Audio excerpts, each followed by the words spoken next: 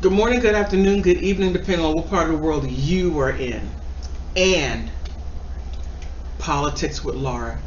I'm going to do this video and I'm going to combine both my channels because it's the same message that I want to give to both channels. I don't do this at all, but I thought this really needed to be done. Whew. There is a stain on the floor. And I'm not talking about Amber Heard. No. Far deeper than that. Way deeper than that.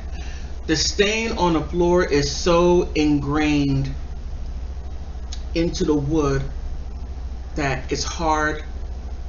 You can't wipe out a stain that you have not truly addressed, or to be able to treat it properly to get the stain up. Stick with me as I unravel this. Just stick. Don't leave yet. Just stick with me. This country has such a deep stain that most people, actually many people, do not want to even address the stain. But the stain is manifesting itself in this generation. Want to know how? These mass shootings. The latest, two young men, one from Buffalo, New York, and the other one down there in Texas. Now, the one in Buffalo, New York, his stain is this. He read the replacement theory. And then he makes this 180-page laid out manifesto of how he's going to kill black people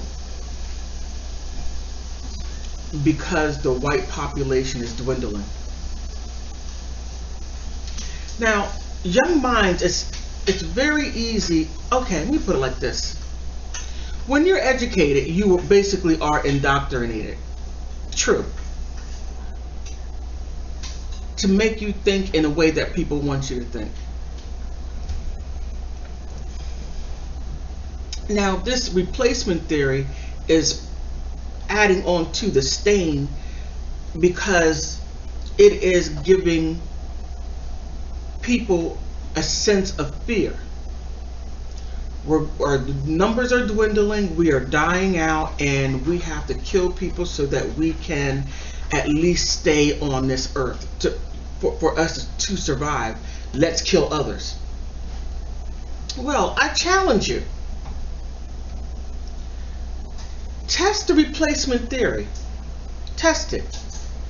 The replacement theory is too busy looking out. It's not looking within. Look at your community. What is going on in your community to where the numbers are dwindling? What are the people's behavior? And I'll let you fill that in for yourself. But back to the stain. The stain on the floor is the soul of this country.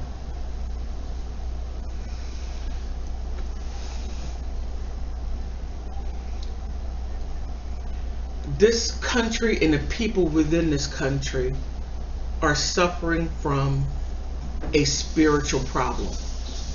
People are talking about guns, gun control, this or that. You can't legislate and you can't use political jargon or politics to deal with a spiritual matter. It's never going to happen. No matter what you do, it's not going to work until you deal with the soul of the country. You got to deal with that stain. You can say, well, let's ban guns.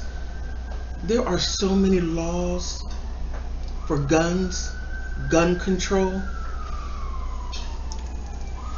People who do not have guns, which I do not, and I start looking into it, because I actually believe the hype, but until I start looking into all of the rules and regulations you have to go through in order to get a gun. You have to take classes.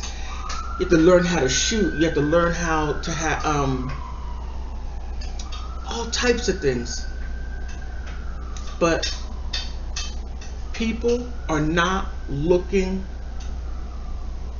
at the spiritual brokenness of the people. Anyone could go ahead and go grab a gun and go shoot up. Excuse me, shoot up people.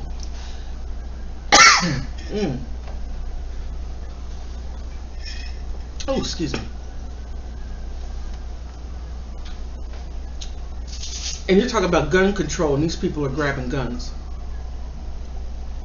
You're looking at the wrong place. You need to be looking up here, looking up here. And I don't mean the mental part, no. I mean the spiritual part. When that young man, Peyton Jerdron, killed those 10 people, he was so convinced that black people were the issue. You got to kill the black people. The replacement theory, as I stated earlier, did not turn that within. Now, Peyton did not look at his own community. What's going on with his people? What are they doing? Why are they not reproducing? Why are they not having babies? Why are the women so upset? Just look at the whole kiddo kaboom. That's not what he did. He looked at it as, okay, these brown black people are an issue. I'm going to go to the zip code that has the most black people. I'm going to go to supermarket because I know people go shopping there, and I'm just going to kill people. Now, I don't know if he was in it by himself or if there were others that were supposed to be there with him. I don't know. And I found it interesting how the police, I'm not even going to get into that. I'm going to leave that one alone. I'm going to stick with the spiritual issue.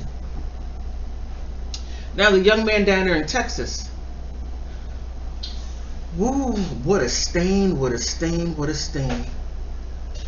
He couldn't accept the fact that, allegedly, he couldn't accept the fact that he was failing. This country has made it to where everyone wins. No one understands how to lose. And when you lose, how do you up your game and make yourself better to compete? Everybody has to win. Because this country made it that way. Everyone gets a prize. Everyone gets participation points. They took competition out.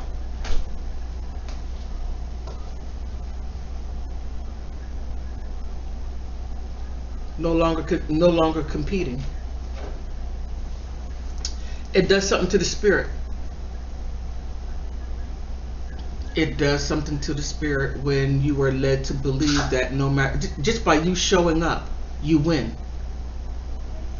But then when you get out here and try to, with that mentality, oh, well, I shouldn't have failed. I should have passed because I showed up. So he kills his grandmother, and then he goes to an elementary school and kills 13 other people. What a disconnect.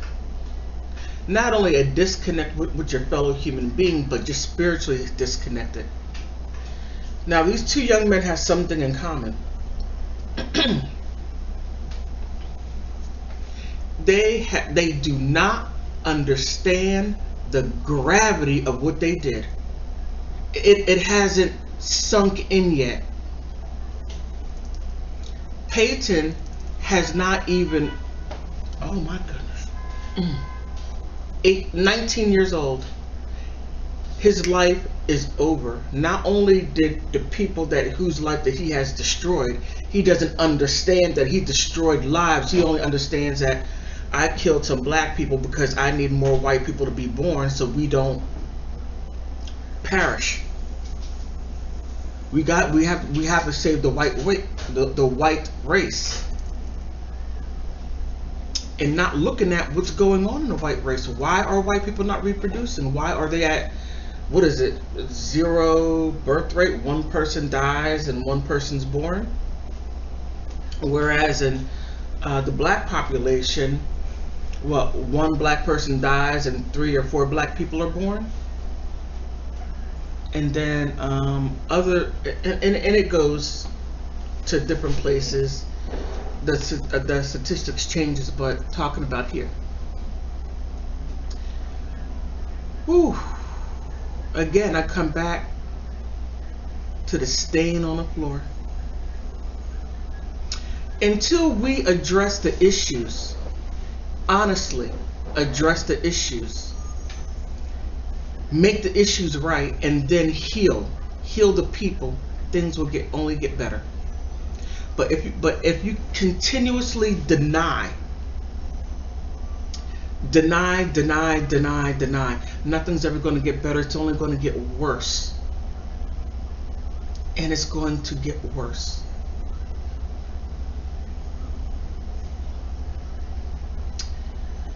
You know, I went to the grocery store and I just see people at a daze.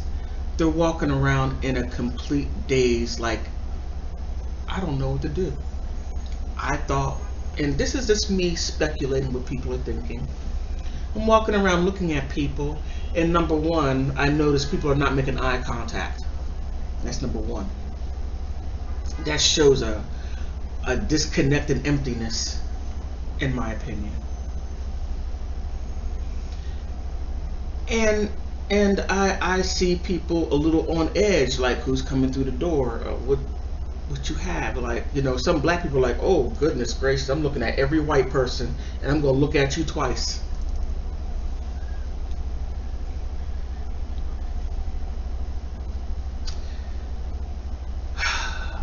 I'm